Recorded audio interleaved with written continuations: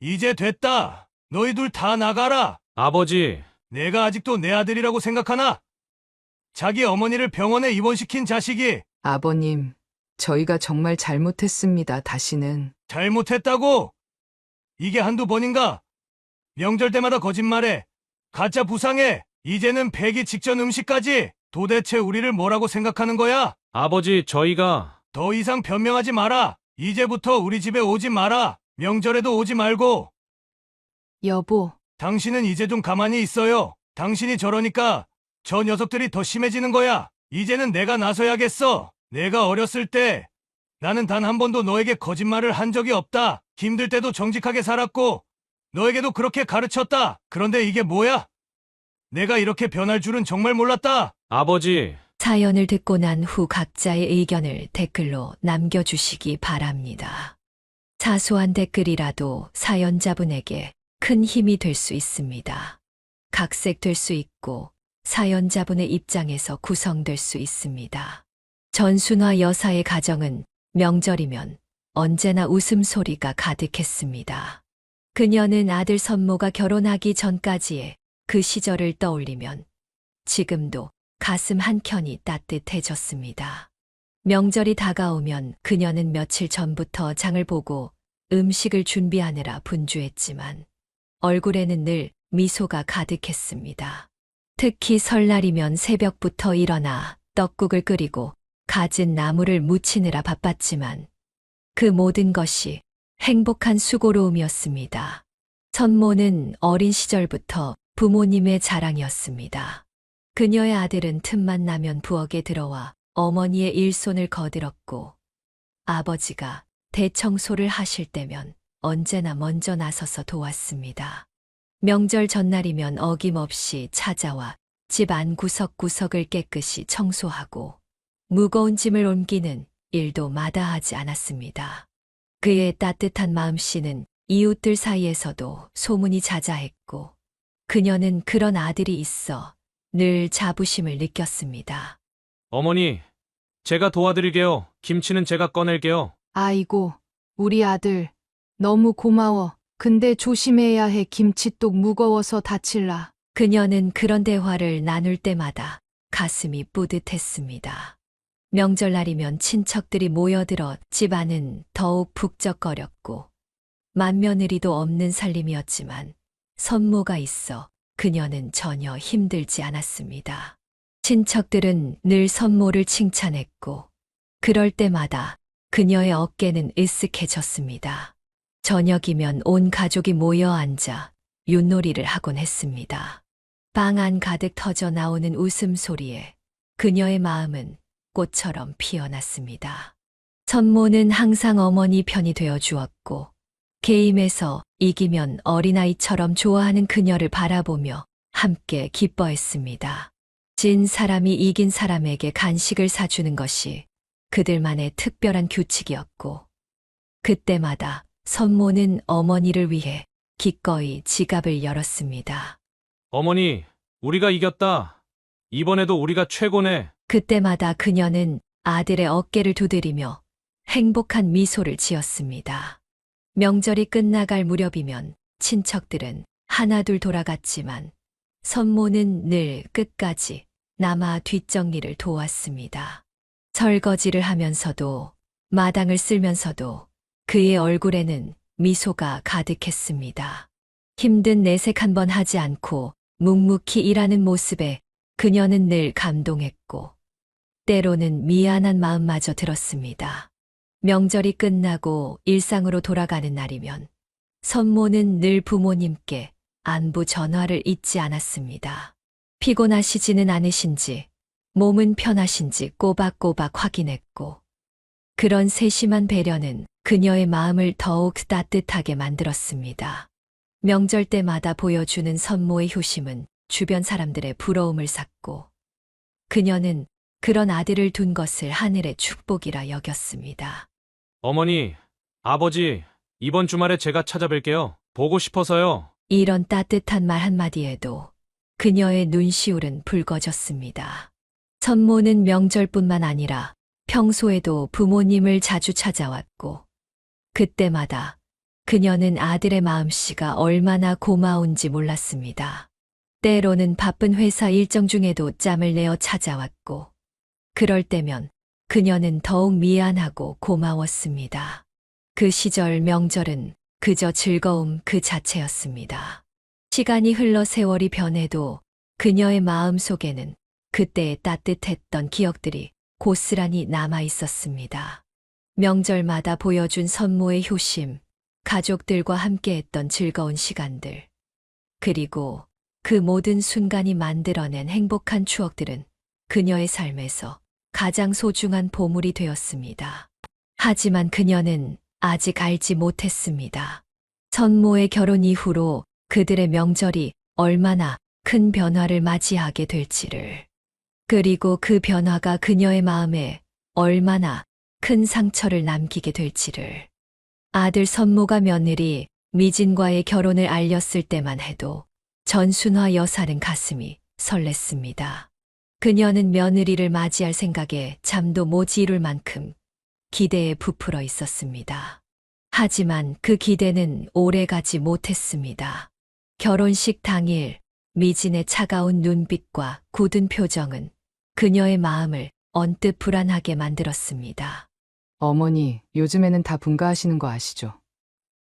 신혼집에서 따로 살기로 했어요. 미진의 첫마디는 그녀의 가슴을 서늘하게 했습니다. 전통적인 가치관을 가진 그녀로서는 받아들이기 힘든 말이었지만 아들의 행복을 위해 애써 미소를 지으며 수긍할 수밖에 없었습니다.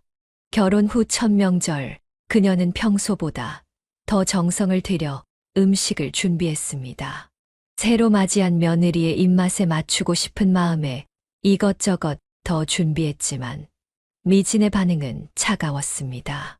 어머니, 저는 이런 음식들이 입에 안 맞아요. 그리고 이렇게 많이 준비하실 필요 없었는데. 그녀의 말에 선모는 곤란한 표정을 지었습니다. 미진아, 어머니가 우리 위해서 이렇게 준비하신 거잖아. 당신도 이런 음식 안 좋아하면서 그냥 간단히 하면 안 돼? 명절 내내 미진은 불편한 기색을 감추지 않았습니다. 과거 온 가족이 함께하던 윷놀이도 귀찮아했고 친척들과의 대화도 피했습니다. 그녀는 아들 부부의 모습을 보며 마음이 아팠지만 겉으로는 아무렇지 않은 척 해야 했습니다. 시간이 흐를수록 상황은 더욱 악화되었습니다. 미진은 명절 때마다 피곤하다며 일찍 자리를 피했고 음식 준비를 도울 생각은 전혀 하지 않았습니다. 오히려 그녀의 음식에 대해 이것저것 지적하기 일쑤였습니다. 어머니, 요즘은 이렇게 기름진 음식 안 먹어요. 건강에도 안 좋잖아요. 선모는 그런 아내의 모습에 안타까워하면서도 어머니께 미안한 듯 눈치만 볼 뿐이었습니다. 예전처럼 적극적으로 일을 돕지도 못했고 오히려 미진의 눈치를 보며 서둘러 자리를 피하기 바빴습니다. 어머니, 저희 이제 가봐야 할 것 같아요. 미진이도 피곤해하고 다음에 또 올게요. 매번 이런 핑계를 대며 일찍 돌아가는 아들을 보며 그녀의 마음은 찢어질 듯 아팠습니다. 예전에는 끝까지 남아 뒷정리까지 도와주던 아들의 모습은 온데간데 없이 사라졌습니다. 친척들도 변화를 느꼈는지 점점 명절에 모이는 횟수가 줄어들었습니다. 한때는 웃음소리로 가득했던 집안이 이제는 적막하기만 했습니다. 그녀는 밤마다 잠을 이루지 못하고 과거에 행복했던 시절을 그리워했습니다. 여보, 우리가 뭘 잘못한 걸까요? 남편에게 이렇게 속마음을 털어놓을 때면 그녀의 눈에서는 눈물이 흘렀습니다. 하지만 겉으로는 강한 척 해야 했습니다. 혹시라도 아들이 미안해할까봐, 며느리와의 관계가 더 나빠질까봐 그녀는 묵묵히 참아내야만 했습니다. 이제 명절은 그녀에게 더 이상 기쁨의 날이 아닌 버텨내야 할 시간이 되어버렸습니다. 하지만 그녀는 아직 희망을 버리지 않았습니다. 언젠가는 며느리의 마음이 열리고 예전처럼 화목한 가정을 되찾을 수 있을 거라 믿었습니다. 하지만 그 다음은 결코 오지 않았습니다. 오히려 시간이 갈수록 핑계는 더욱 다양해졌고 방문 시간은 점점 짧아졌습니다. 차례를 지내고 식사 자리에서도 미진은 대부분의 시간을 휴대폰만 들여다보며 보냈고 가족들과의 대화는 최소한으로 줄였습니다. 어머니, 저희 시간 되면 연락드릴게요. 요즘 너무 바빠서. 이런 말을 남기고 돌아서는 아들 부부를 바라보며 그녀는 자신의 지난날을 돌아보았습니다. 혹시 자신이 며느리에게 무언가 잘못한 것은 없었는지, 더 신경 써줬어야 하는 부분이 있었는지 밤마다 고민했습니다. 시장에서 마주친 이웃들은 미진이 친정에는 자주 간다는 이야기를 전해주었습니다. 명절에 몸이 아프다던 며느리가 친정에서는 밝은 모습으로 지낸다는 소식을 들을 때마다 그녀의 마음은 무너져 내렸습니다. 이제는 친척들도 더 이상 명절에 모이지 않게 되었습니다. 미진의 불편한 기색과 냉담한 태도를 보며 하나둘 발걸음을 끊었기 때문입니다. 한때는 웃음소리로 가득했던 집안이 이제는 쓸쓸하기만 했습니다. 남편과 마주 앉아 이야기를 나눌 때면 그녀의 눈에서는 눈물이 흘렀습니다. 예전에는 효심 깊던 아들이 이제는 마치 다른 사람이 된 것만 같았습니다. 동네 시장에서 장을 볼 때면 다른 집 며느리들이 시어머니의 장바구니를 들어주는 모습을 보며 그녀의 마음은 더욱 아파왔습니다. 명절날 아침이면 일찍부터 와서 음식 준비를 도와주는 옆집 며느리를 볼 때마다 그녀는 자신의 처지가 서러워 눈물을 훔쳐야 했습니다. 우리 며느리가 어제 일찍 와서 다 준비해놨어요. 이제 나는 명절에 손가락 하나 까딱하지 않아도 된다니까요. 이웃의 이런 말들은 그녀의 가슴을 더욱 아프게 했습니다. 명절마다 반복되는 거짓된 핑계들, 아들의 차가워진 태도, 그리고 며느리의 냉담함은 그녀의 마음에 깊은 상처를 남겼습니다. 그녀는 이제 장보기도 혼자 해야 했습니다. 무거운 장바구니를 들고 시장을 다니면서도 며느리에게 부탁하면 또 어떤 핑계를 들어야 할지 모른다는 생각에 차마 연락할 수 없었습니다. 하지만 그녀는 여전히 희망을 버리지 못했습니다. 언젠가는 아들이 예전의 모습을 되찾고 며느리의 마음도 열릴 것이라 믿었습니다. 매일 밤 잠들기 전 그녀는 며느리의 마음이 조금이라도 열리기를 기도했습니다. 그러나 현실은 그녀의 바람과는 달리 점점 더 어두운 방향으로 흘러가고 있었습니다. 이제 그녀는 다가올 명절이 두려워지기 시작했습니다. 또 어떤 핑계를 들어야 할지, 어떤 상처를 받게 될지 모른다는 불안감이 그녀의 마음을 짓눌렀습니다. 한숨 쉬는 날이 많아질수록 그녀의 주름은 더욱 깊어만 갔습니다. 추석을 이틀 앞둔 저녁, 전순화 여사의 집 초인종이 울렸습니다. 선모 부부가 퇴근길에 들렀다며 현관에 서 있었습니다. 평소보다 이른 시간에 찾아온 것이 의아했지만 그녀는 반가운 마음에 얼른 문을 열었습니다. 어머니, 저희가 이번에는 일찍 와봤어요. 내일은 좀 바빠서요. 미진의 건조한 목소리가 현관을 채웠습니다. 그녀는 며느리가 건넨 선물 봉투를 받아들며 마음이 무거워졌습니다. 이번에는 어떤 선물일지 그녀의 가슴이 먼저 긴장으로 조여들었습니다. 명절마다 반복되는 실망스러운 선물들은 이제 그녀의 마음에 깊은 상처를 남기고 있었습니다. 어머니, 이번에는 특별히 준비했어요. 요새 유행하는 건강식품이래요. 미진의 말에 그녀는 조심스럽게 봉투를 열어보았습니다. 안에는 유기농 견과류라고 적힌 패키지가 들어 있었습니다. 아, 이거 작년에 회사에서 받은 건데 너무 많이 있어서 나눠드리려고 했어요. 선모는 어머니의 표정이 굳어지는 것을 보고 급히 말을 보탰습니다. 어머니, 제가 다음에 새로 사다 드릴게요. 괜찮아. 너희가 찾아와 준 것만으로도 기쁘구나. 그녀는 억지로 미소를 지으며 말했지만 가슴 한켠이 참 쓰렸습니다. 지난 명절들이 주마등처럼 스쳐 지나갔습니다. 지난 추석에는 백화점 선물 세트라며 가져온 과일들이 모두 흠집이 나고 물러진 것들이었습니다. 그때도 미지는 급히 사느라 못 보았다는 변명을 늘어놓았지만 그녀는 할인마트에서 떨이로 파는 것을 산 것이라는 걸 이웃을 통해 전해 들었습니다. 여보, 이번에는 좀 제대로 된 걸 사다 드리지. 당신이 뭘 알아요. 어차피 드실 것도 아닌데. 부부가 주고받는 작은 속삭임까지 그녀의 귀에 들어왔습니다. 마치 가시가 가슴을 찌르는 것 같았습니다. 고급 버섯 세트라며 가져온 선물 안에는 곰팡이가 피어 있었고 그것도 모자라 포장을 뜯어보니 유통기한 표시 부분이 칼로 도려낸 듯 잘려 있었습니다. 어머니, 이거 정말 좋은 거예요. 비싼 건데. 그래, 고마워. 그녀는 더 이상 아무 말도 하지 못했습니다. 다만 쓰레기통에 버릴 선물을 들고 부엌으로 향하는 발걸음이 무거웠습니다. 이웃집 순자 씨는 미진이 할인마트 특가 코너에서 유통기한 임박 제품들을 사 모으는 것을 여러 번 봤다고 했습니다. 명절 선물용이라고 이야기하는 것도 들었다고 했습니다. 여보, 우리 아들이 이렇게까지 변할 줄 몰랐네요. 남편과 이야기를 나누면서 그녀의 눈에서는 눈물이 흘렀습니다. 돈이 없어서가 아니라는 걸 그녀는 알고 있었습니다. 천모의 월급이 적지 않다는 것도, 미진이 백화점에서 비싼 옷을 자주 산다는 것도 모두 이웃들의 이야기를 통해 알고 있었습니다.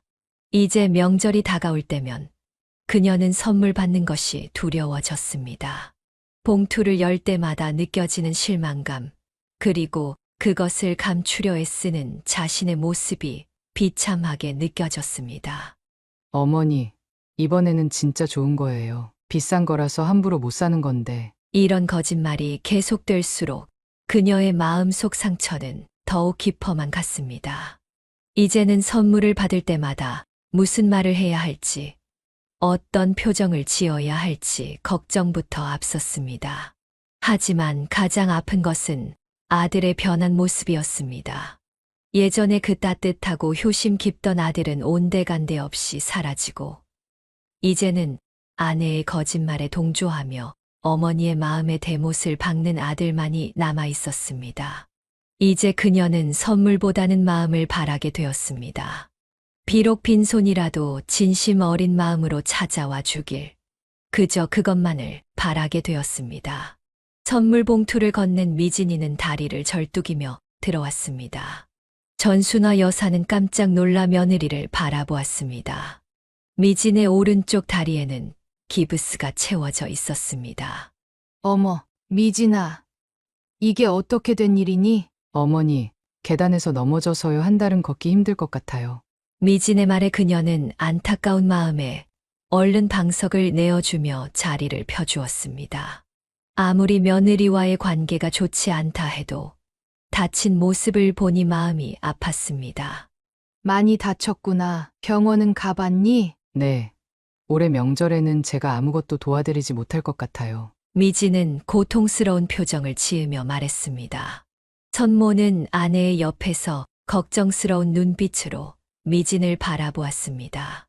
여보, 많이 아파? 진통제라도 먹을까? 그녀는 며느리를 위해 빵 안에 이불을 펴주고 따뜻한 차도 내왔습니다. 하지만 그날 저녁 뜻밖의 진실이 드러났습니다. 화장실에 다녀온다며 일어선 미진은 아무도 없다고 생각했는지 기브스를 한 발로 멀쩡히 걸어갔습니다. 부엌에서 설거지를 하던 그녀는 그 모습을 우연히 목격했습니다. 순간 그녀의 손에서 그릇을 닦던 행주가 떨어졌습니다. 어머니, 이건 미진은 당황한 기색이 역력했습니다. 하지만 이내 태연한 척 말을 이었습니다. 아까보다 좀 나아져서요. 진통제 먹으니까 걸을 만하네요. 그녀는 아무 말도 하지 못했습니다. 방금 전까지 유통기한 지난 선물을 건네며 거짓말하던 며느리가 이제는 가짜 부상까지 꾸미고 있다는 사실에 가슴이 먹먹해졌습니다. 천모야. 아들을 불러보려다 그녀는 입을 다물었습니다. 아들도 이미 알고 있을 거란 생각에 더욱 마음이 아팠습니다. 며느리의 거짓말에 동조하는 아들을 보며 그녀의 눈에서는 눈물이 흘렀습니다. 저녁 식사 시간, 미지는 계속해서 연기를 이어갔습니다. 아이고, 너무 아파요. 어머니, 제가 이번 명절에는 아무것도 못하겠어요. 그래도 며느리, 밥은 먹어야지. 그녀는 며느리의 말 한마디 한마디가 거짓임을 알면서도 따뜻한 국물이라도 더 떠주려 했습니다. 하지만 미지는 금세 피곤하다며 자리에서 일어났고 선모 역시 아내를 부축하는 척하며 서둘러 작별 인사를 했습니다. 현관문이 닫히고 그녀는 남편과 마주 앉아 한숨만 내쉬었습니다. 남편의 말에 그녀는 대답을 하지 못했습니다. 단지 창밖을 바라보며 눈물만 흘렸습니다. 진심으로 아팠다면 오히려 마음이 덜 아팠을 것입니다. 하지만 이렇게 거짓으로 꾸며낸 부상이라는 사실이 그녀의 마음을 더욱 아프게 했습니다. 이제 그녀는 며느리의 행동 하나하나를 의심하지 않을 수 없게 되었습니다. 유통기한 지난 선물에 가짜 부상까지 진실과 거짓을 구분하는 것이 이토록 가슴 아픈 일이 될 줄은 몰랐습니다. 하지만 더 마음 아픈 것은 이런 거짓말들이 앞으로도 계속될 것이라는 사실을 알고 있다는 점이었습니다. 그날 밤 전순화 여사는 잠을 이루지 못했습니다. 선모 부부가 돌아간 후 그녀는 며느리가 앉았던 자리 근처에서 영수증 하나를 발견했습니다. 할인마트에서 당일 날짜로 발행된 그 영수증에는 유기농 견과류, 외일건, 폐기 임박 상품 90% 할인이라고 적혀 있었습니다. 아이고, 우리 며느리. 한숨이 절로 나왔습니다. 하지만 그것보다 더 충격적인 것은 영수증 아래쪽에 적힌 일요용품점, 보조기 대여 1일권이라는 문구였습니다. 그녀의 손이 떨려왔습니다. 여보, 이리 와서 좀 보세요. 남편과 함께 영수증을 들여다보던 중 갑자기 초인종이 울렸습니다. 문을 열어보니 이웃집 최 씨 아주머니였습니다. 준하 씨, 방금 며느리분 봤어요. 백화점 앞에서 친구들이랑 만나더니 비브스 벗어서 가방에 넣고 하이힐 신고 가더라고요. 그녀의 가슴이 덜컥 내려앉았습니다. 그때 마침 선모에게서 전화가 왔습니다. 어머니, 저희 내일 병원 가봐야 해서. 선모야, 그녀는 차분히 말을 이었습니다. 네? 이제 그만하면 됐다. 어머니가 다 알고 있단다. 전화 너머로 길고 무거운 침묵이 이어졌습니다. 어머니 그게. 영수증도 받고 최 씨 아주머니도 다 봤어. 이제 거짓말하지 말고 솔직히 말해다오. 선모의 숨소리가 거칠어졌습니다. 잠시 후 미진의 목소리가 들려왔습니다. 어머니, 저 죄송해요. 그제서야 미진의 목소리에서 진심이 느껴졌습니다. 처음으로 진실된 사과였습니다. 사실 저 시댁에 오는 게 부담스러워서. 미진의 말끝이 흐려졌습니다. 그녀는 깊은 한숨을 내쉬었습니다. 그렇게까지 할 필요는 없었어. 싫으면 싫다고, 힘들면 힘들다고 말해주지. 전화기 너머로 흐느끼는 소리가 들려왔습니다. 선모도 미진도 말을 잊지 못했습니다. 이제부터라도 솔직해지자. 거짓말로 서로 아프게 하지 말고. 그날 밤 오랜만에 진실된 대화가 오갔습니다. 미진은 시댁 분위기가 부담스러웠다고, 선모는 아내와 어머니 사이에서 힘들었다고 고백했습니다. 서로의 마음을 진심으로 이해하려 노력했던 그 시간은 쌓여있던 오해를 풀어가는 시작이 되었습니다. 그녀는 이제야 알았습니다. 진실은 때로 아프지만 그 아픔을 통해 서로를 더 이해하게 된다는 것을. 거짓말의 무게보다 진실을 마주하는 용기가 더 값지다는 것을. 이제 그들의 관계는 새로운 국면을 맞이하게 되었습니다.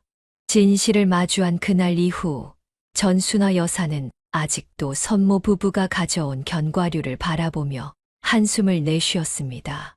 폐기 임박 상품이라는 것을 알면서도 아들이 가져온 선물을 버리기가 너무 아까웠습니다. 여보, 이거 그래도 먹어도 되겠죠? 아직 유통기한이 이틀이나 남았는데. 남편은 걱정스러운 눈길로 그녀를 바라보았습니다. 그래도 조심해야지. 폐기 직전이라고 하면 하지만 그녀는 결국 견과류를 입에 넣었습니다. 아들이 가져다 준 것을 버리자니 마음이 아팠기 때문입니다. 처음에는 별다른 이상이 없었습니다. 오히려 맛있어서 조금씩 더 먹게 되었습니다. 그러나 다음날 새벽, 그녀는 심한 복통에 잠에서 깨어났습니다. 화장실을 수십 번을 들락거렸고 구토가 멈추지 않았습니다. 여보, 나 너무 아파요. 남편의 얼굴이 굳어졌습니다. 평소 온화하던 남편의 목소리에서 분노가 묻어났습니다. 내가 그러지 말랬잖아요. 왜 그걸 먹었어요? 폐기 직전이라는 걸 알면서. 남편은 화가 난 듯 119를 불렀습니다. 구급차가 도착했을 때 그녀는 이미 심한 탈진 상태였습니다. 심각한 식중독 증세입니다. 최근에 드신 음식 중에 특별한 것이 있나요? 의사의 질문에 남편이 격앙된 목소리로 대답했습니다. 저 녀석들이 폐기 임박한 견과류를 가져다 줬는데 아내가 그걸 먹었습니다. 제가 말렸는데도. 병원에 입원한 그녀는 며칠 동안 심한 고통에 시달렸습니다. 남편은 병실에서 한숨만 내쉬었습니다. 당신도 잘못했지만 그래도 저 녀석들이 더 잘못했죠. 어떻게 자기 어머니한테 그런 걸. 뒤늦게 소식을 들은 선모가 병원으로 달려왔을 때 남편은 아들의 얼굴도 쳐다보지 않았습니다. 어머니 제가 잘못했습니다. 그런 걸 가져다 드리다니. 남편은 벽을 보고 선 채 차가운 목소리로 말했습니다. 이제 와서 뭘 어쩌겠다고. 너희가 준 걸 먹고 저렇게 됐는데 어떻게 그런 짓을 할 수가 있냐? 미진도 함께 와서 눈물을 흘렸지만 남편의 분노는 가라앉지 않았습니다. 죄송해요, 아버님. 죄송하다고? 그깟 돈 몇 푼 아끼겠다고 폐기 직전 음식을 가져오는 게 말이 되나? 그것도 내 시어머니한테? 병실은 무거운 침묵에 휩싸였습니다. 전순화 여사는 남편의 모습을 처음 보는 것 같았습니다.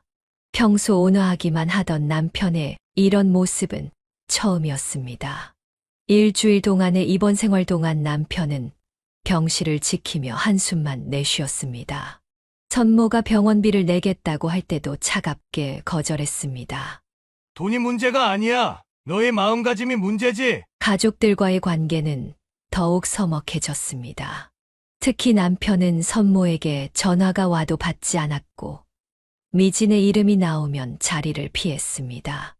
여보, 내가 너무 어리석었죠? 당신도 잘못했어요. 내가 그렇게 말렸는데. 하지만 그것보다 저 녀석들이 세상에 어떻게 부모한테 그럴 수가 있나? 내가 그렇게 키웠나? 남편의 목소리에는 여전히 분노와 서운함이 가득했습니다.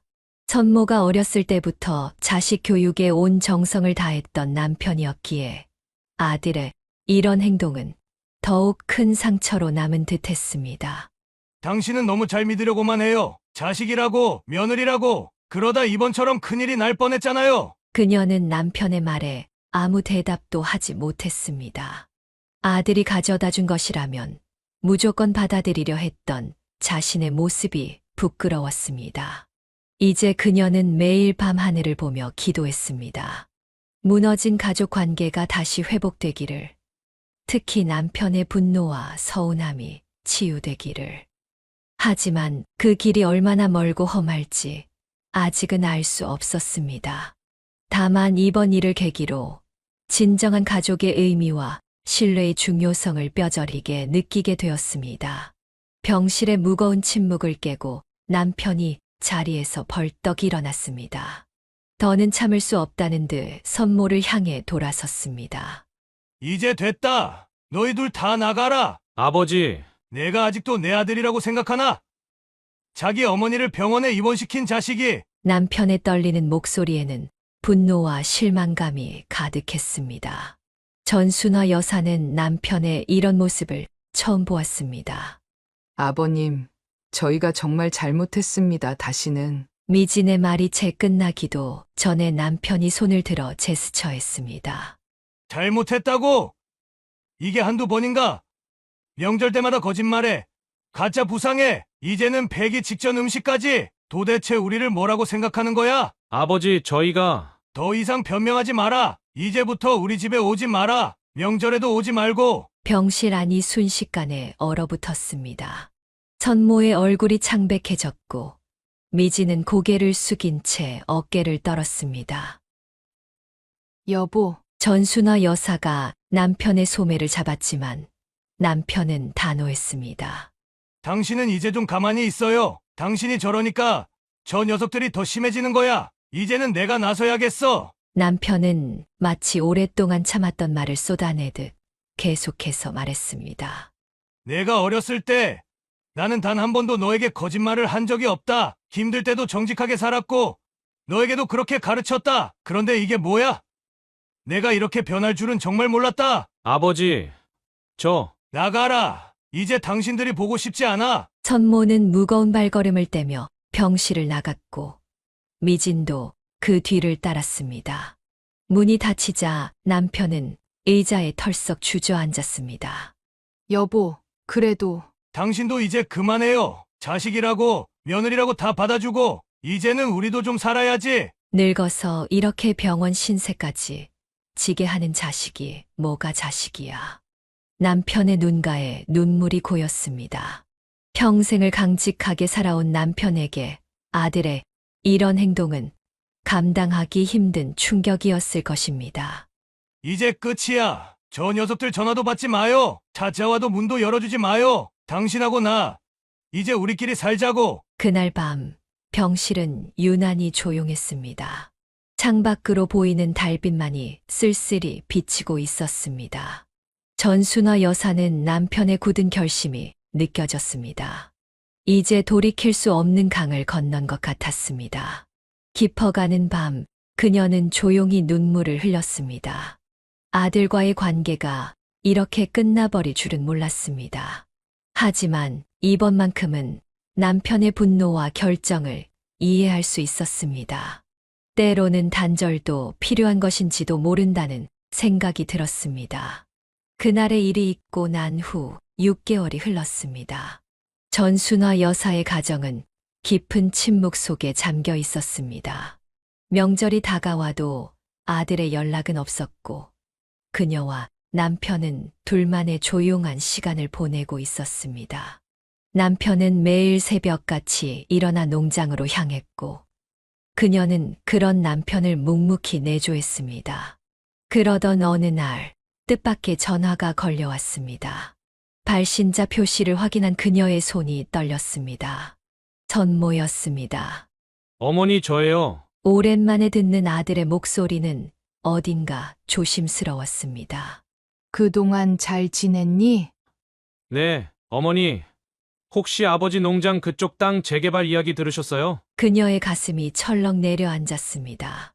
남편이 30년 넘게 일구어온 농장이 재개발 지역에 포함되었다는 소식은 얼마 전에 들었습니다.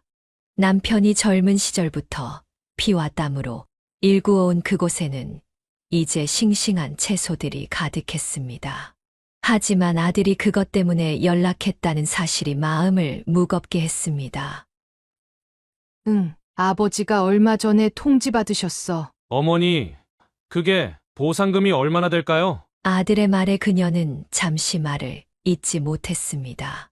6개월 만에 연락에서 안부는커녕 보상금 이야기부터 꺼내는 아들의 모습에 가슴이 아팠습니다. 그 농장에서 선모가 어린 시절 뛰어놀던 모습이 떠올랐습니다. 그건 아직 정해진 게 없어. 아버지가 알아보고 계시지. 제가 한번 알아봤는데요. 그 지역이 평당 1,000만 원은 될 것 같더라고요. 어머니, 우리가 좀 도와드릴게요. 미진이가 부동산에 아는 사람이 있어서. 그때 마침 작업복 차림의 남편이 들어왔습니다. 전화기 너머로 들리는 아들의 목소리를 듣자 남편의 얼굴이 순식간에 굳어졌습니다. 누구야? 선모가 남편은 그녀의 손에서 전화기를 빼앗듯 받았습니다. 뭐야? 이제 와서 왜 전화했어? 아버지, 농장 때문에 연락드렸어요. 제가 도와드릴 수 있을 것 같은데. 도와? 내가 뭘 도와준다는 거야? 내가 30년을 일구어온 농장에 내가 무슨 상관이야? 아버지, 제가 부동산 일도 좀 알아보고. 그만해. 내가 우리 돈 때문에 연락한 거였어? 남편의 목소리가 떨렸습니다. 분노와 실망감이 뒤섞인 목소리였습니다. 그의 손에는 아직 흙이 묻어 있었습니다. 이제 와서 돈 때문에 넌 정말 남편은 더 이상 말을 잇지 못하고 전화를 끊어버렸습니다. 그의 손이 떨리고 있었습니다. 다음 날부터 선모는 끊임없이 연락을 해왔습니다. 문자도 보내고 메시지도 남겼습니다. 모두 농장 보상금에 관한 내용이었습니다. 어머니, 이번 기회에 잘 처분하셔야 해요. 제가 알아본 바로는 아버지, 좋은 변호사를 소개해드릴 수 있어요. 보상금 협상할 때. 매번 돈 이야기만 하는 아들을 보며 그녀의 마음은 더욱 아파왔습니다. 병원에서의 일도 사과하지 않은 채 보상금에만 관심을 보이는 모습이 너무나 낯설었습니다. 미진도 가끔 연락을 해왔습니다. 모두 농장 문제였습니다. 어머님, 저희가 잘 알아볼게요. 요즘은 재개발하면 대박나는 경우가 많거든요. 남편은 그런 연락이 올 때마다 더욱 깊은 한숨을 내쉬었습니다. 밤이면 농장에서 키우던 작물들 사진을 보며 눈시울을 붉히곤 했습니다. 돈이 그렇게 중요해? 자식이란 게 그동안은 연락도 없다가 전순화 여사는 창밖을 바라보며 눈물을 흘렸습니다. 농장은 남편이 평생 땀 흘려 일구어온 곳이었습니다. 봄이면 파릇파릇 새싹이 돋고 여름이면 풍성한 채소들로 가득했던 그곳에는 단순히 돈으로만 환산할 수 없는 추억과 정이 깃들어 있었습니다. 어린 선모가 흙장난하며 뛰어다니던 곳이기도 했습니다. 하지만 선모 부부의 눈에는 그저 돈이 될 만한 부동산으로만 보이는 것 같았습니다. 이제 그녀는 아들의 전화번호가 떴을 때마다 받을지 말지 고민하게 되었습니다. 돈 때문에 찾아온 자식의 모습이 그동안의 상처보다 더 크게 가슴을 아프게 했기 때문입니다. 전순화 여사의 남편은 며칠째 잠을 이루지 못했습니다. 아들 선모의 끊임없는 연락과 농장 문제로 그의 얼굴에는 짙은 피로감이 가득했습니다. 그러던 어느 날 아침, 선모 부부가 예고도 없이 집을 찾아왔습니다. 아버지, 어머니, 현관문을 열자마자 들리는 선모의 목소리에 남편은 얼굴을 구겼습니다. 왜 왔어? 또 농장 얘기하려고? 아버지, 제가 알아보니까 변호사를 선임하면 그만해. 남편의 고함 소리가 집안을 울렸습니다. 이 못된 놈아. 내가 지금 뭘 하는 짓이야? 6개월 동안 연락 한 번 없다가 돈 냄새 맡고 이제 와서 아버지, 그게 아니라 진심으로 도와드리려고. 도와? 뭘 도와준다는 거야? 내 아버지가 평생 일구어온 농장을 내가 어떻게 하겠다고? 이 농장이 뭔 줄 알아? 남편의 얼굴이 붉게 달아올랐습니다. 여기서 내가 자랐잖아. 어릴 때는 흙장난한다고 농작물도 다 망쳐놓고 내가 그때 널 뭐라고 했니? 농사는 생명이라고 했지. 근데 이제 와서 그 생명을 돈으로만 보고 아버님, 저희가 잘 알아볼게요. 요즘은 재개발이. 미진의 말에 남편은 더욱 격분했습니다. 너도 입 다물어. 시어머니 병원에 입원시켜놓고도 사과 한마디 없는 며느리가 이제 와서 돈 때문에 굽신거리는 거야? 전순화 여사가 남편의 팔을 잡았지만 그는 뿌리치고 말을 이었습니다. 이제부터 분명히 말할게. 농장 문제는 너희랑 상관없어. 한 발자국도 끼어들지 마. 알겠어? 하지만 아버지, 그래도 저희가 자식인데. 자식. 내가 자식이야. 돈 때문에 찾아오는 게 자식이야? 남편의 손이 부들부들 떨렸습니다. 당장 나가. 이 집에 다시는 발도 들이지 마. 너희 같은 자식은 이제 없어. 여보, 당신도 이제 그만해요. 당신이 저러니까 저놈이 더 기어오르잖아. 나가. 당장 나가. 선모 부부는 결국 쫓겨나다시피 집을 나섰습니다. 문이 닫히고 난 후 남편은 의자에 힘없이 주저앉았습니다. 그의 눈에서는 뜨거운 눈물이 흘렀습니다. 평생을 정직하게 살며 농사일로 자식을 키워온 그였기에 돈 앞에서 변질된 아들의 모습은 더욱 큰 상처였습니다. 내일 당장 변호사 만나러 갈 거예요. 농장 문제는 내가 알아서 할 테니 당신도 이제 선모한테 연락하지 마요. 남편의 결정은 단호했습니다. 그날 저녁 그는 농장에서 찍은 모든 사진을 꺼내보며 깊은 한숨을 내쉬었습니다. 이놈이 이 농장에서 자라면서 이 땅이 우리한테 어떤 의미인지 모르나? 극한줌, 불안포기가 다 내 생명인데. 전순화 여사는 남편의 마음을 이해했습니다. 농장은 단순한 부동산이 아닌 그들의 인생이었습니다. 그곳에는 30년의 세월이 고스란히 담겨 있었습니다. 하지만 그들의 아들은 그것을 이해하지 못했고 오직 돈으로만 바라보았습니다. 이제 그들은 진정한 의미의 노부부가 되었습니다. 자식이 있어도 없는 것처럼 앞으로의 삶을 살아가야 했습니다. 농장 문제는 남편 혼자서 해결하기로 했고 그녀도 더 이상 아들의 연락을 받지 않기로 했습니다. 그날 밤 남편은 마지막으로 한마디를 남겼습니다. 돈이 사람을 이렇게까지 변하게 만드는구나. 농장 문제로 아들과 완전히 단절된 지 한 달이 지났을 무렵 전순화 여사는 갑작스러운 복통을 느꼈습니다. 처음에는 가벼운 체했다고 생각했지만 통증이 점점 심해졌습니다. 평소 아픈 내색을 잘 하지 않던 그녀였지만 이번에는 참기 힘들 정도였습니다. 여보, 속이 너무 아파요. 농장에서 일하던 남편이 급히 달려왔지만 그녀는 이미 창백한 얼굴로 바닥에 쓰러져 있었습니다. 구급차가 도착했을 때는 의식마저 희미해진 상태였습니다. 남편은 아내의 손을 꼭 잡은 채 병원으로 향했습니다. 응급실에 도착하자마자 의사들이 분주하게 움직였습니다. 여러 검사가 이어졌고 결과는 예상보다 심각했습니다. 검사 결과 담낭에 심각한 문제가 있습니다. 즉시 수술이 필요한 상황입니다. 염증이 심하고 천공의 위험이 있어 지체할 수 없습니다. 의사의 진단은 냉정했습니다. 남편은 수술 동의서에 서명하면서 손이 떨렸습니다. 그동안 아들 문제로 아내가 받았을 스트레스가 떠올라 가슴이 아팠습니다. 수술이 길어질 수 있습니다. 보호자분들께서는 잠시 대기실에서 기다려 주시기 바랍니다. 간호사의 안내를 받으며 남편은 수술실로 들어가는 아내를 바라보았습니다. 마지막으로 그녀가 힘없이 웃어 보였지만 그것이 더욱 가슴을 아프게 했습니다. 수술실 문이 닫히는 순간 그는 처음으로 아내 없는 세상을 상상하며 두려움을 느꼈습니다. 수술이 시작되고 2시간쯤 지났을 때 병원 복도에 익숙한 발소리가 들렸습니다. 전모였습니다. 평소 단정하던 그의 모습은 찾아볼 수 없었습니다.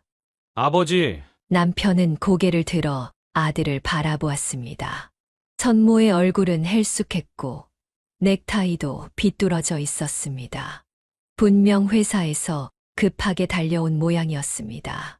어떻게 알고 왔어? 동네 이웃분이 연락해 주셨어요. 어머니 상태가 어떠세요? 남편은 잠시 침묵했습니다. 아들의 눈에는 진심 어린 걱정이 서려 있었습니다. 평소의 계산적인 모습은 찾아볼 수 없었습니다. 수술 중이야. 담낭이 안 좋다고 하더구나. 의사 선생님 말로는 꽤 오래 고생하셨을 거라는데 난 몰랐어. 목이 메어 더 이상 말을 잇지 못했습니다. 천모는 벽에 기대어 서서 수술실 문을 바라보았습니다. 그의 눈에도 눈물이 고여 있었습니다. 아버지, 정말 죄송합니다. 농장 일로 그렇게 저희가 어머니께서 이러시기 전에 제가 먼저 찾아뵀어야 했는데 남편은 아무 말도 하지 않았습니다. 다만 깊은 한숨만 내쉬었습니다. 두 사람은 각자의 생각에 잠겨 묵묵히 수술실 앞을 지켰습니다. 시간이 더디게 흘렀습니다. 복도의 시계 소리만이 무겁게 울렸습니다. 밤이 되어서야 수술은 끝났고 다행히 성공적이었다는 소식을 들었습니다. 수술은 성공적으로 끝났습니다. 다만 염증이 심했던 관계로 회복의 시간이 좀 걸릴 것 같습니다. 의식이 돌아오시면 면회하실 수 있습니다. 하지만 당분간은 충분한 휴식이 필요하십니다. 중환자실로 옮겨진 그녀를 창문 너머로 바라보며 선모는 눈물을 훔쳤습니다. 산소 마스크를 쓴 채 누워있는 어머니의 모습은 그의 마음을 무겁게 했습니다. 어머니, 제가 너무 늦었죠? 남편은 그런 아들의 모습을 묵묵히 지켜보았습니다. 돈 때문에 찾아왔던 얼마 전과는 다른 진심 어린 모습이었습니다.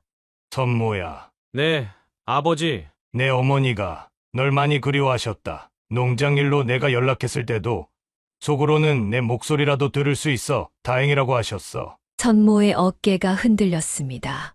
억누르고 있던 감정이 한꺼번에 터져 나온 듯 했습니다.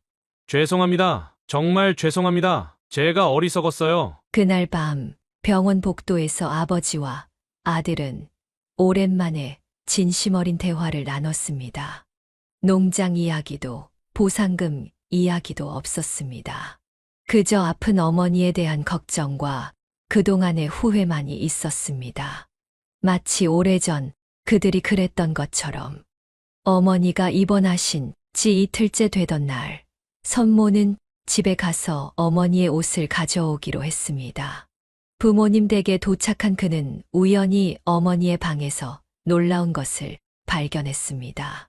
장롱 깊숙한 곳에는 정성스레 포장된 아기 옷들과 장난감들이 가득했습니다.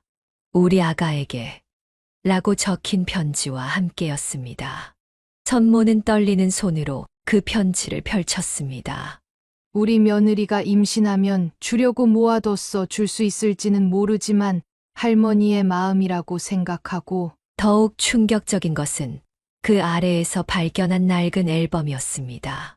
선모의 어린 시절부터 지금까지의 사진이 꼼꼼히 정리되어 있었고 각각의 사진마다 어머니의 정성스러운 메모가 적혀 있었습니다.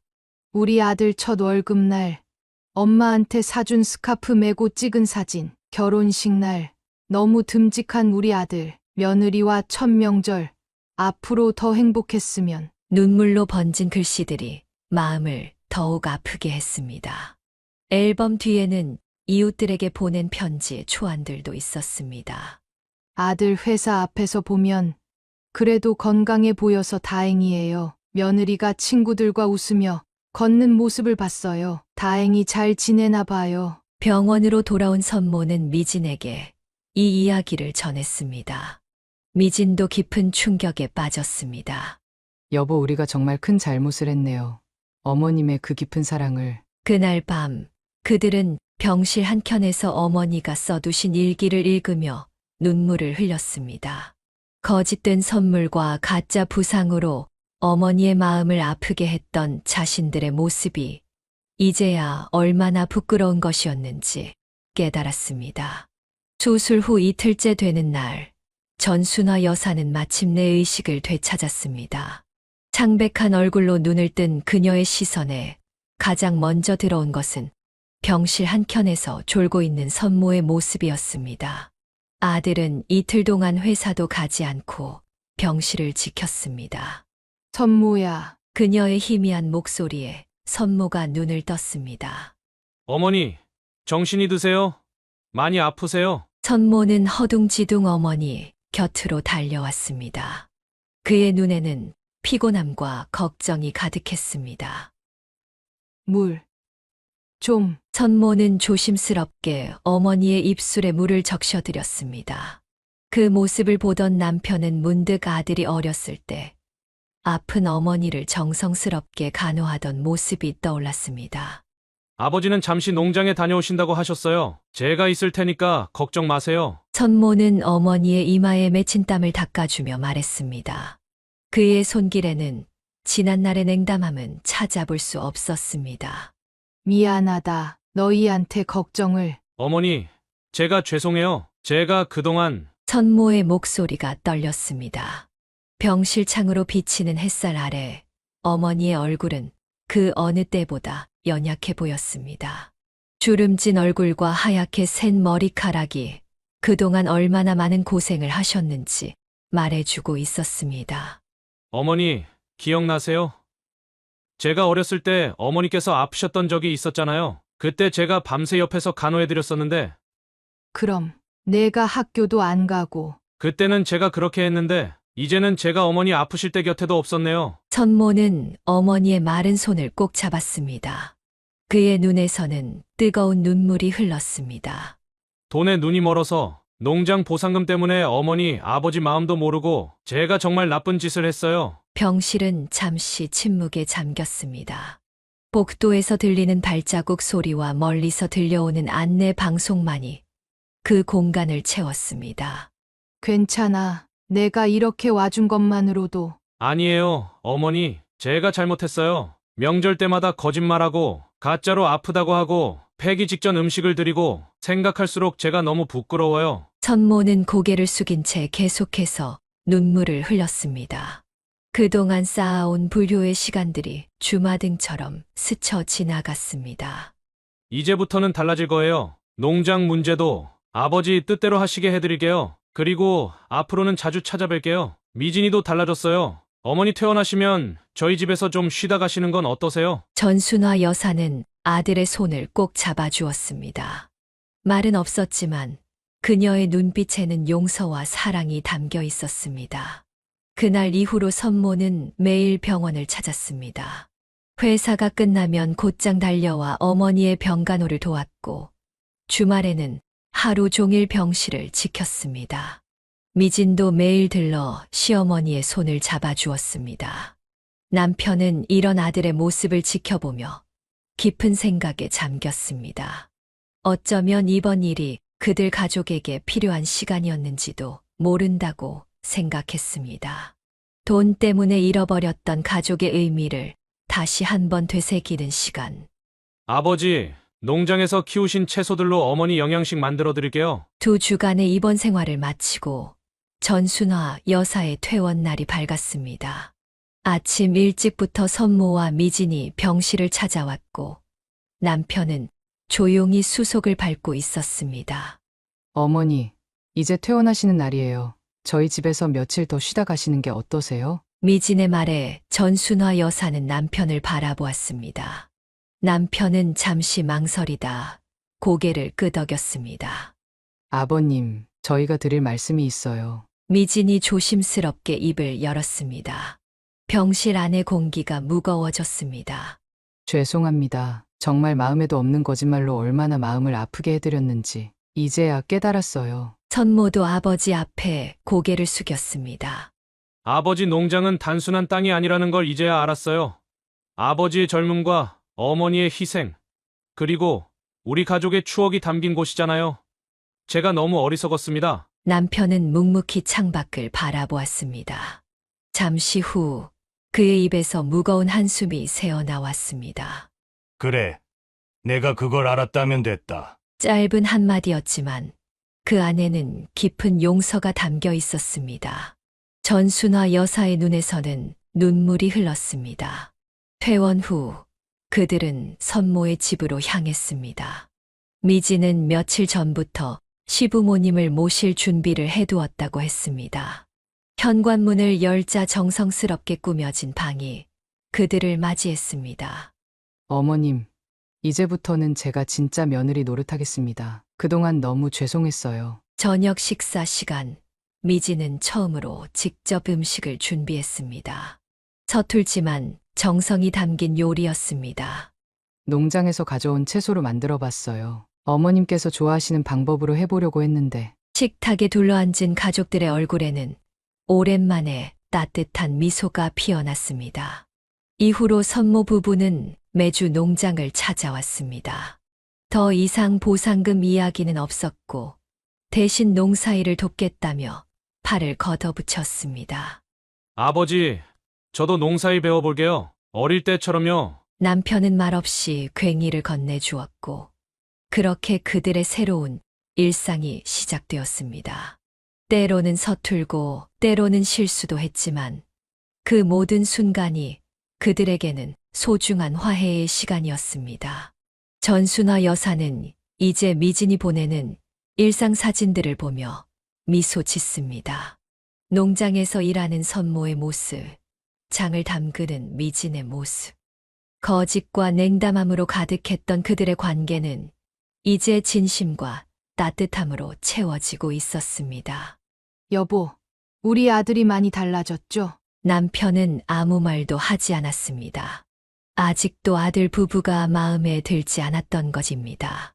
전순화 여사가 퇴원한 지 한 달이 지났습니다. 그녀는 매일 밤 남편에게 선모 이야기를 꺼냈습니다. 아들 부부가 진심으로 뉘우치고 있다는 것을, 그들에게 마지막 기회를 주어야 한다는 것을. 여보, 이제 아이들을 용서해주면 어떨까요? 남편은 한동안 말이 없었습니다. 농장 일을 마치고 돌아온 그의 손에는 아직도 흙이 묻어 있었습니다. 당신은 너무 쉽게 용서하려고 해요. 하지만 이번에는 달라요. 선모도, 미진이도 정말 달라졌어요. 그녀의 간곡한 목소리에 남편은 깊은 한숨을 내쉬었습니다. 아이들을 불러요. 할 말이 있으니. 다음 날 선모 부부가 찾아왔습니다. 거실에는 무거운 침묵이 흘렀습니다. 선모야, 네, 아버지. 내 어머니가 너희를 용서해달라고 하시는구나. 선모와 미진은 고개를 숙인 채 남편의 말을 기다렸습니다. 내가 내게 마지막으로 한 번만 더 기회를 주마. 하지만 조건이 있다. 남편의 목소리는 단호했습니다. 앞으로 너희가 얼마나 달라질 수 있는지 지켜보겠다. 거짓말도 가식도 없이 진정한 가족이 되는 모습을 보여다오. 아버지, 농장 문제는 내가 알아서 할 테니 너희는 신경 쓰지 마라. 대신 매주 한 번씩은 꼭 들러라. 내 어머니가 보고 싶어 하신다. 전순화 여사의 눈에서는 눈물이 흘렀습니다. 오랜 시간이 걸렸지만 드디어 가족이 다시 하나가 될 수 있다는 희망이 보였습니다. 정말 감사합니다, 아버님. 저희 꼭 달라진 모습 보여드리겠습니다. 미진의 눈에도 눈물이 고였습니다. 이제는 진심이 담긴 눈물이었습니다. 그래, 한 번만 더 기회를 주는 거다. 이번에도 실망시키면. 남편의 말이 채 끝나기도 전에 선모가 고개를 숙여 인사했습니다. 아버지, 어머니, 이번에야말로 진짜 효도하는 아들이 되겠습니다. 절대로 실망시키지 않을게요. 그날 이후 선모 부부는 약속을 지켰습니다. 매주 빠짐없이 찾아왔고 농장 일도 돕고 부모님의 안부도 살폈습니다. 더 이상의 거짓말도 가식적인 행동도 없었습니다. 남편은 조용히 그들의 변화를 지켜보았습니다. 때로는 엄격하게, 때로는 따뜻하게. 그렇게 조금씩 가족의 상처가 아물어갔습니다. 여보, 고마워요. 우리 아들에게 기회를 주셔서. 전순화 여사의 말에 남편은 묵묵히 고개를 끄덕였습니다. 이제 그의 얼굴에도 오랜만에 편안한 미소가 피어났습니다. 용서는 쉽지 않았지만 그것이 새로운 시작이 될 수 있다는 것을 그도 알게 되었습니다. 선모의 그 한마디에 남편의 굳었던 마음도 조금씩 녹아내리기 시작했습니다. 퇴원 한 달째 되는 날, 전순화 여사의 집에는 오랜만에 웃음소리가 가득했습니다. 선모 부부가 어머니의 완쾌를 축하하는 자리를 마련했기 때문입니다. 어머니, 이제 정말 건강해지셨죠? 오늘은 제가 직접 장을 봐서 음식을 준비했어요. 미지는 부엌에서 분주히 움직이며 음식을 내왔습니다. 더 이상 귀찮아하는 모습도 피곤한 표정도 없었습니다. 아버지, 농장에서 가져오신 채소로 만든 건데 한번 드셔보세요. 선모가 정성스레 준비한 나물 요리를 아버지 앞에 놓았습니다. 남편은 천천히 젓가락을 들어 음식을 맛보았습니다. 응, 괜찮구나. 짧은 한마디였지만 그 말에 선모의 얼굴이 환하게 밝아졌습니다. 어머니, 아버지, 이제부터는 매주 이렇게 식사하면 어떨까요? 저희가 번갈아가며 음식을 준비할게요. 전순화 여사는 오랜만에 보는 화목한 식사 자리에 눈시울이 붉어졌습니다. 병원에 입원해 있는 동안 꿈꾸었던 모습이 바로 이런 것이었습니다. 그리고 어머니, 이제부터 명절에는 저희가 꼭 일찍 와서 음식 준비 돕겠습니다. 더 이상 거짓말로 피하지 않을게요. 미진의 말에 모두가 잠시 침묵했습니다. 과거의 아픈 기억이 스쳐 지나갔지만 이제는 그것조차 새로운 시작을 위한 디딤돌이 되었습니다. 아버지, 농장일도 제가 주말마다 와서 돕겠습니다. 그동안 농사일을 돈으로만 바라봤던 제가 너무 부끄러웠어요. 남편은 말없이 고개를 끄덕였습니다. 그의 굳은 표정이 조금씩 풀어지고 있었습니다. 저녁 식사가 끝나갈 무렵 미진이 조심스럽게 가방에서 무언가를 꺼냈습니다. 어머님, 아버님, 이거 보세요. 그것은 작은 초음파 사진이었습니다. 저 임신했어요. 이제 곧 할아버지, 할머니가 되실 거예요. 순간 방 안이 조용해졌다가 이내 전순화 여사의 기쁨의 탄성이 터져 나왔습니다. 정말이니? 남편의 눈가에도 살짝 눈물이 맺혔습니다. 아이가 태어나면 우리 농장에서 자란 채소로 이유식을 해주고 싶어요. 아이도 농장에서 뛰어놀면서 자랐으면 좋겠어요. 미진의 말에 모두의 얼굴에 따뜻한 미소가 피어났습니다. 이제 그들은 진정한 가족으로 다시 시작할 수 있었습니다.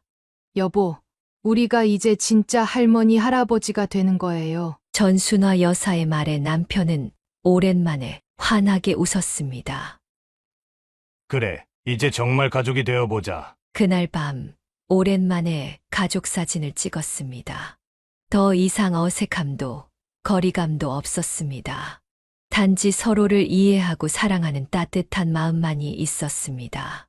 이제 그들의 새로운 이야기가 시작되려 합니다. 과거의 상처는 아물어가고 미래에 대한 희망이 그들을 하나로 묶어주고 있었습니다. 그날의 가족 모임 이후 전순화 여사의 일상은 완전히 달라졌습니다. 더 이상 적막한 아침도 외로운 저녁도 없었습니다. 선모와 미진이 수시로 찾아와 집안을 웃음소리로 가득 채웠기 때문입니다. 어머니, 오늘은 제가 반찬 좀 만들어 드릴게요. 이제 입덧도 좀 나아져서. 미진은 이제 장보기도 함께하고 김치를 담그는 법도 배우려 했습니다. 서툴지만 진심이 담긴 그녀의 모습에 전순화 여사는 늘 감동했습니다. 어머님, 이렇게 하는 게 맞나요? 그래. 잘하고 있어. 근데 소금은 조금만 더 넣으면 좋겠구나. 부엌에서 오가는 시어머니와 며느리의 대화는 이제 자연스러워졌습니다. 예전의 냉담함은 온데간데 없이 사라졌고 대신 따뜻한 정이 자리 잡았습니다. 선모도 달라졌습니다. 매주 주말이면 어김없이 농장을 찾아와 아버지의 일을 도왔습니다. 아버지, 이 모종은 어디에 심을까요? 여기 햇볕 잘 드는 자리에 심어라. 그리고 물은 하루에 2번. 농사일을 배우는 아들의 모습에서 남편은 옛날 어린 선모의 모습을 보았습니다. 서툴지만 열심히 하려는 모습이 마치 어릴 적 그대로였습니다. 특히 달라진 것은 명절이었습니다. 이제는 미진이 먼저 나서서 음식 준비를 도왔고 선모도 아버지와 함께 차례 준비를 했습니다. 어머니, 저희가 있으니까 너무 무리하지 마세요. 그래도 며느리가 임신했는데 내가 좀 해야지. 아니에요. 저 괜찮아요. 오히려 이렇게 어머님과 함께 하는 게 좋아요. 이제는 거짓말도 핑계도 없었습니다. 대신 진심 어린 대화와 웃음소리가 가득했습니다. 남편도 조금씩 마음을 열었습니다. 어느 날은 선모에게 오래된 농기구를 수리하는 법을 가르쳐 주기도 하고, 때로는 농사에 얽힌 옛 이야기를 들려주기도 했습니다. 내가 어렸을 때는 이 농장에서 아버지의 이야기를 들으며 선모는 자신이 얼마나 큰 실수를 했었는지 다시 한번 깨달았습니다. 아버지, 정말 죄송했어요. 이제야 알겠어요. 이 농장이 단순한 땅이 아니라 우리 가족의 역사라는 걸. 미진의 뱃속 아이는 날이 갈수록 자라났고 가족들의 관심은 자연스럽게 그쪽으로 모아졌습니다. 어머님, 아기가 차를 좋아하나 봐요. 어머님이 주신 옥수수차 마시면 잘 움직여요. 그런 이야기를 들을 때마다 전순화 여사의 눈에는 행복한 눈물이 고였습니다. 지난날의 상처는 이제 희미한 기억이 되어 가고 있었습니다. 여보, 우리가 이런 날도 보내요. 남편은 조용히 미소 지었습니다. 이제 그의 얼굴에서도 예전의 굳은 표정은 찾아볼 수 없었습니다. 매일 저녁 전화로 안부를 묻는 것이 선모 부부의 일과가 되었습니다. 더 이상 형식적인 통화가 아닌 진심이 담긴 대화였습니다. 어머니, 내일도 저희가 찾아뵐게요. 아버지 좋아하시는 고등어도 사가겠습니다. 이제 그들은 진정한 가족이 되어가고 있었습니다. 봄이 찾아온 어느 날, 전순화 여사의 집 마당에는 아기의 울음소리가 울려 퍼졌습니다. 미진이 건강한 사내 아이를 출산한 것입니다. 아이의 이름은 선우로 지었습니다. 할아버지의 농장에서 자라날 아이라는 의미를 담아서 어머님, 아버님 선우 안아보세요. 아기를 받아든 전순화 여사의 눈에서는 행복한 눈물이 흘렀습니다. 남편도 손주의 작은 손가락을 어루만지며 기쁨을 감추지 못했습니다. 여보, 우리가 진짜 할머니, 할아버지가 됐네요. 이제 농장에는 새로운 생명이 더해졌습니다. 선우는 할아버지의 농장에서 자라나는 싱싱한 채소들처럼 쑥쑥 자라났고, 주말마다 가족들이 모여 도란도란 이야기꽃을 피웠습니다. 돈으로 환산할 수 없는 이 땅의 진정한 가치를 아들이 드디어 깨달은 것입니다. 미진도 이제는 능숙한 며느리가 되었습니다. 시어머니와 함께 김치를 담그고 농장에서 나는 채소로 반찬을 만드는 것이 일상이 되었습니다. 어머님, 오늘은 선우 이유식을 같이 만들어주세요. 그래, 우리 손주한테는 할머니가 직접 농사 지은 재료로 해줘야지. 명절이면 온 가족이 모여 함께 음식을 만들고 윷놀이를 하며 웃음꽃을 피웠습니다. 더 이상 거짓말도 핑계도 서운함도 없었습니다. 오직 서로를 향한 진심과 사랑만이 가득했습니다. 여보, 이제 정말 행복해요. 전순화 여사의 말에 남편은 고개를 끄덕였습니다. 세월이 흘러 백발이 성성해진 그들의 얼굴에는 깊은 행복이 깃들어 있었습니다. 농장의 봄 햇살 아래 선우가 아장아장 걸음마를 배우고 할아버지는 손주에게 농사 이야기를 들려주었습니다. 할머니는 그런 모습을 바라보며 미소 지었고 선모와 미진은 그들의 곁을 지켰습니다. 이제 그들은 진정한 가족이 되었습니다.